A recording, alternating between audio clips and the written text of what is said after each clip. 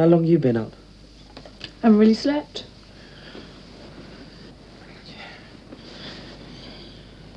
So much for cup final morning. By rightful claim, I should have been bowling up Wembley Way in, bright May sunshine, with a song in my heart and a soul troop at my shoulder. All of us headed for those wedding cake stands, about to watch our team marry at last into the host of perpetual glories. It's 12:30. Chelsea! I should have known better. Chelsea! Lost the final to his manager, Manchester United. Well, these are live pictures now of the Manchester United squad leaving their hotel. Debs, Neil. The journey here. you see my shirt? Hmm? 70 Cup winners away strip. What? Yellow one, long sleeves. Lion on it. They've all got bloody lions on them. The old lion. Under that pile. What of? Charlie? No, ironing. Call that ironing? Now, as I'm sure you're aware, there are traditionally a lot of celebrations. Anyway, Mr. Sarky, if you weren't such a tight ass, you'd get me some free drugs from work. And I wouldn't have to go elsewhere, would I? I'm emotionally in bits anyway. I'm worrying about rain, what length of studs the players ought to be wearing, and Debs is really getting on my tits. But what happened next was entirely down to her. She cursed my fate by just mentioning work, because at that very moment, my pager went. Today, of all days, I get a call from Theatre Sister and all hell's broken loose. There's 4 of us, theatre technicians, on call, right? That's me, Morgan, Charles and Leonard.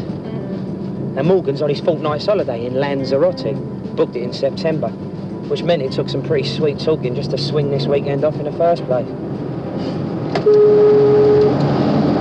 And then there's Leonard. Priceless fucking Leonard. Turns up for work, goes to the canteen for his bacon sarnie, then collapses in the queue with a burst bloody appendix. Sly bastard Charles is in Manchester, incommunicado. His pager's turned on. Fuck, why didn't I think of that? I was on holiday with my missus, Cornish Riviera, late one summer, and I saw more Scousers at a Plymouth-Bournemouth cup tie than in Yates's bloody wine lodge of a Saturday night. Right. The great migration of a cheap bloody workforce. Tebbis children. Anyway, I said to one of these geezers, I said, Where?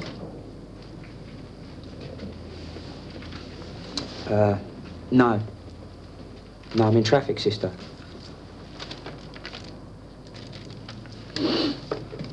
Sorry? Yeah, about 10 minutes. what did she say, lad? He's catching the 2:30 from Piccadilly. Manchester, Piccadilly. Won't be here till 6. Oh, what a toughy-nosed git that Charles is. It's a bloody disgrace, that is. Dumping on your workmates like that. I wouldn't be surprised if his father comes from bloody Nottingham. So, here I was in just about the grimmest place you can imagine, apart from the away end at Roker Park, when I should have been part of the seething hordes, passing the Twin Towers and piling through the Wembley turnstiles, singing myself well clear to laryngitis, while the players stood tapping their studs in the tunnel. 3:45. Oh, Neil, thank goodness you're here. So Neil's the anaesthetist. You'd better hurry up because poor Leonard is in an awful lot of pain. Well, that's what you get for liking American football. I know you've given up a football match, but I'll deal with Charles when he arrives myself. Just get your act together. Abide with me, sister. Abide with me.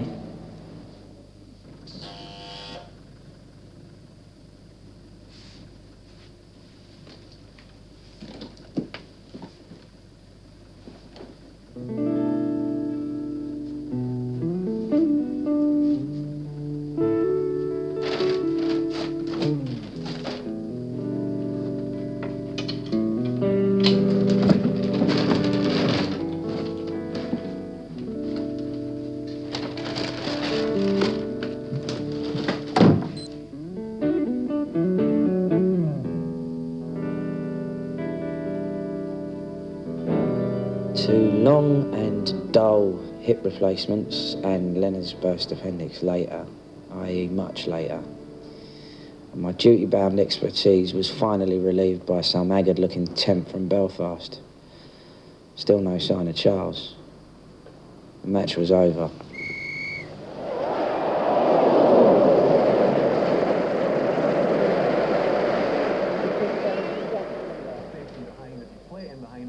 You've got Sting, you've got Spencer.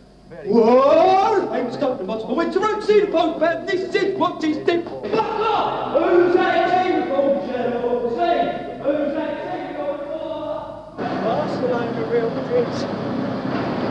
Right, Bill, what are you doing here? Charles, you are a fucking wanker. Wait, mate. Calm down. Are you Vic's mate Neil?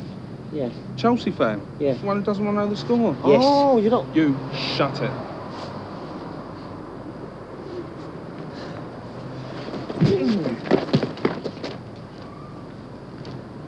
Sorry, but that felt good. He switches on the lights. And yes, everything's just as he requested. Nice, clean stuff. He'll be thanking Debs for this in the morning. You can be sure of that. He searches for the telephone and, oh, just look at that! It's off the hook and stuffed away under a cushion. And it can just stay that way for the next couple of hours. Space opens up. He turns on the television. I suppose you could say he tuned on a sixpence there. He loses the jacket. It's a wonderful turn into the kitchen. He grabs the bottle of champagne. Oh, it's in the box. And he puts it, well, I suppose you'd have to say, on ice, really. Oh, it's a crisp manoeuvre in the cupboard. Oh, sheer class from the boy, who can do no wrong.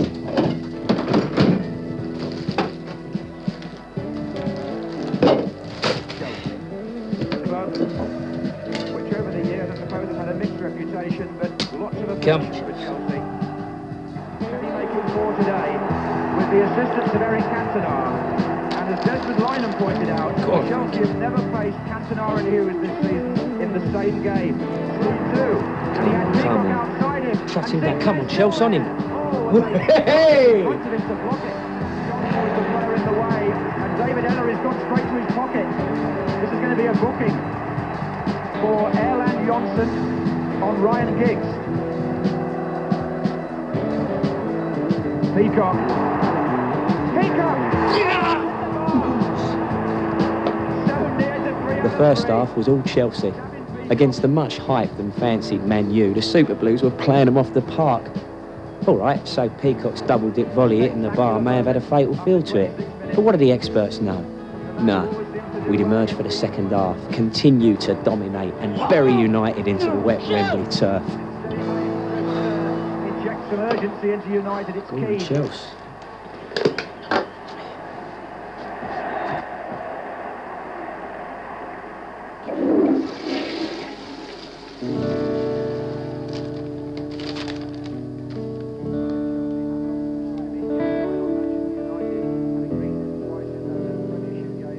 Her timing was immaculate. Right slap bang in the middle of the most important 90 minutes of my life, she chooses to inform me that she's leaving me, without warning. And maybe I should have seen it coming. Not that she's running off with my best friend or anything, just that her irritation with me had grown into an unhealthy and despicable hatred, and she couldn't think of any other way to end it. After 2 years. Nice fucking game. I began to notice that some of her things were indeed missing, and I was trying to work out how I felt about it when things really began to fall apart.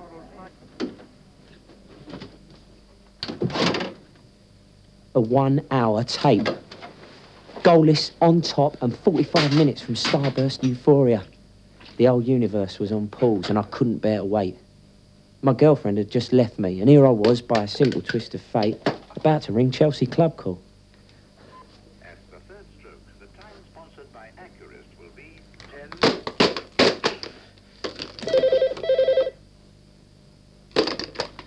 Hello. 4-0! 4-0! 4-0! Maybe it was the tone in her voice. Maybe it was just the way the day was going. But I knew instinctively, as any Chelsea fan would, that she didn't fucking well mean to us. Right on cue, the news came on the telly. And there was Eric Cantona, scoring 12 times from the penalty spot. Ah, Chelsea. Chelsea. Silly Chelsea.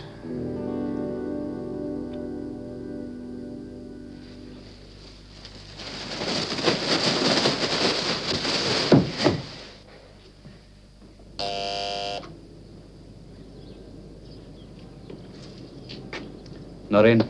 He ought to be, love. You used your good pen. Ah, well. He's probably gone down for the parade. Yeah.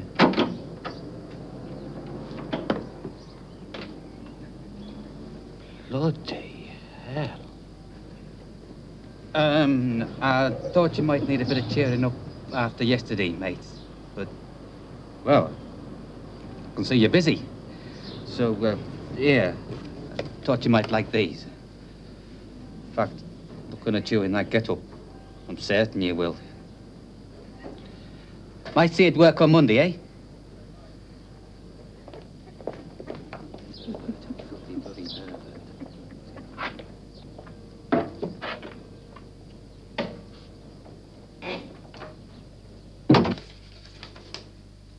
Dear Neil, I bought these off someone in a pub in Everton a few years back.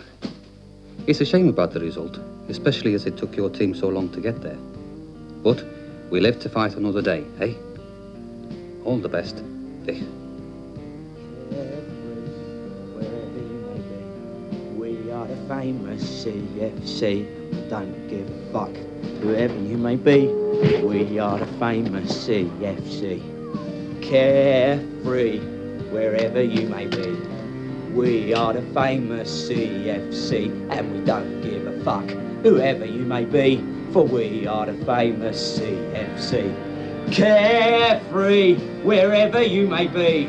We are the famous CFC, and we don't give a fuck, whoever you may be, because we are the famous CFC. Carefree! And if you think that was bad, you should have been in Sunderland in '92. Still, even after a day like that, I'm pleased to report that some things still stay in place. One day.